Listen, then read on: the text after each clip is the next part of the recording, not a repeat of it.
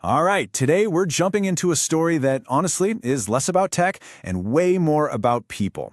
We're talking about communities all across Africa who are right now taking the reins of their own economic futures, and they're using Bitcoin in a way you probably haven't thought about. First things first, I want you to just completely forget the image you have in your head of a tech conference. The African Bitcoin Circular Economy Summit in Cape Town, it wasn't about suits, it wasn't about fancy presentations. The whole vibe was just different. It was, as one person put it, way more like a family reunion, a gathering of a tribe all on the same mission.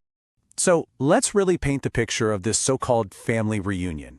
What was actually going on here and who exactly was in the room? Okay, so where are we? We're in Cape Town, South Africa. The date? January 29th, 2026. This was a really specific moment in time where these pioneers from all over the continent came together to share what they've learned, to plan, and, well, to build. And look, this was not just some local meetup, no way. This was a truly Pan-African movement. You had builders flying in from South Africa, Kenya, Uganda, Ghana, Nigeria, Tanzania, all over the place. It was this incredible collaboration, a whole network of people on the ground coming together to compare notes. So what's driving all this energy, right? Why are all these people so passionate about this? It's because they're not just kicking around abstract ideas. They are on the ground solving very, very real, everyday problems. And the tool they're all using is this idea called a Bitcoin circular economy, or a BCE for short. Now, the concept is actually beautifully simple. Think of it like creating a local financial loop, a closed circuit where people can earn Bitcoin, save it, and then spend it, all right there in their own community. They're literally building a parallel financial system from the ground up. And this, right here, is the key. This is what makes it so different. A BCE is not some top-down experiment forced on people by a government or a big corporation. Nope, it's a bottom-up solution built by the community for the community. And that, right there, is a massive shift in who holds the power. And they're tackling these fundamental, everyday financial headaches. I mean, just think about it for a second. Currencies that are so volatile, they just wipe out your savings. Not being able to get a bank account, or paying these crazy high fees just to send a little money to your family. These BCEs offer a direct path around all that, giving people genuine financial control for maybe the first time. Okay, so we get the why, but what about the who? Let's take a look at the actual projects and the people who are turning this concept into a reality.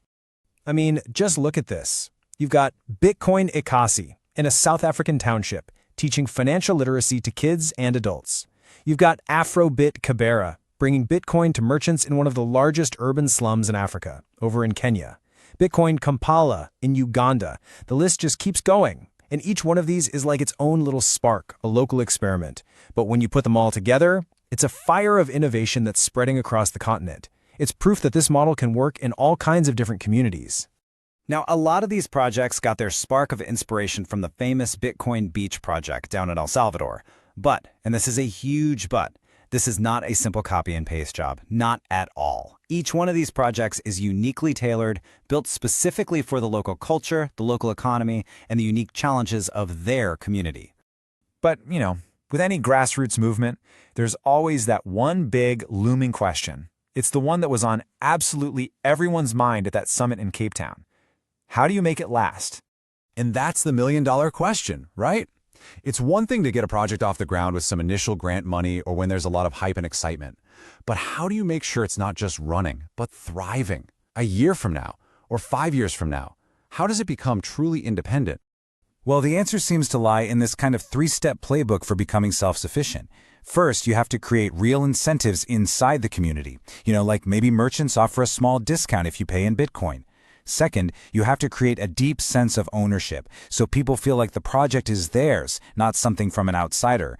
And when you nail those first two, you get the third step, a truly self-sustaining system that starts to replace the old, broken ones. And yeah, sustainability is a massive challenge. But the incredible thing, the thing you could just feel at this summit, is that these builders are actually figuring it out. The progress isn't just talk, it's real. And the momentum is, well, it's undeniable.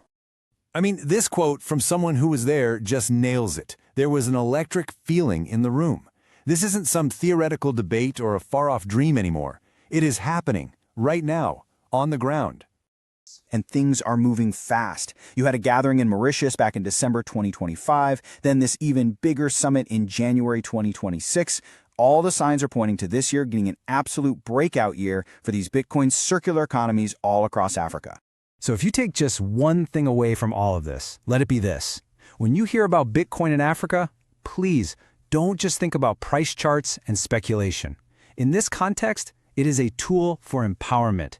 It's about financial sovereignty. It's about communities building stronger, healthier futures for themselves from the ground up. And that leaves us with this really profound final thought. Just forget everything you think you know about finance being handed down from on high. And instead, just ask yourself this: what happens when communities start to build their own money? The answer to that question is being written as we speak, in townships and villages all across Africa. And it is a story we should all be watching.